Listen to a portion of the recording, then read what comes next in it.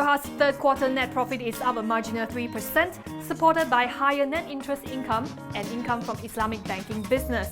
Earnings came in at about 1.24 billion ringgit as compared with 1.2 billion ringgit a year earlier. Revenue also increased 2.4% to just over 5 billion ringgit from 4.9 billion last year. Founder Tan Sri Tehong Piao says the improved performance was due to its solid strategy in strengthening its niches in the retail banking business.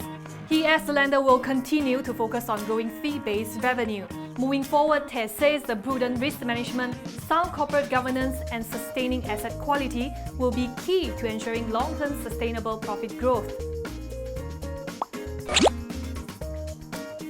Brewer Heineken Malaysia Berhad saw a dip in its net profit for the 3-month period ended September 30, 2016 on weak macroeconomic conditions. Earnings fell 10% to 57 million ringgit from 63 million ringgit in the preceding quarter. Revenue was 5% lower at 384 million ringgit from 405 million ringgit. MD Hans SRD explains that the decline in revenue reflects a challenging environment as economic factors continue to weigh on consumer sentiment. He hopes the conditions will stabilize and improve over time. Also hurting sales, the high excise duties on beer, which is driving demand for cheap contraband products. Despite the challenging environment, SRD expects the brewer to post a resilient performance for its current financial year. The Malaysian Competition Commission, or MyCC, is probing several general insurance companies for possible price fixing related to the automobile repair industry.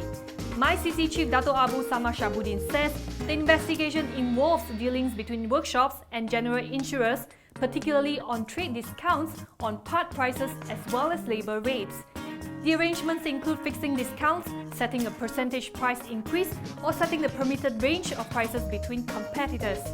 The Commission says it will continue to monitor activities of all trade associations to ensure a fair trade. Companies found guilty of infringing the law will get a penalty of not more than 10% of its worldwide turnover over the infringement period. The Malaysian Rubber Glove Manufacturers Association, or MARMA, hopes the government will extend the reinvestment allowance for industry players in tomorrow's Budget 2017. MARMA also wishes to see a more efficient system on the applications and approvals for foreign workers, as it still requires foreign labour in jobs that aren't popular with the locals. President Dennis Lau Jiaofu says the industry's 3 biggest challenges are energy, manpower and water supply.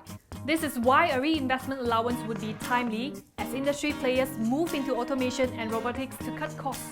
With the automation processes, he says that the industry can have just 2 workers producing 1 million pieces compared with 3.7 workers at the moment. Malaysia is expected to produce 133.6 billion gloves this year, about 63% of the global demand. Defence Minister Dato' Sri Hishammuddin Hussein says the decision on the Royal Malaysian Air Force's new multi-role combat aircraft will have to depend on the state of the economy. The ministry wants to replace the current fleet of Russian Mikoil MiG-29 fighters, which were bought in the 90s. It is looking at either the Dassault Rafale or the BAE Systems Typhoon. The decision will be made based on affordability plus the technical suitability.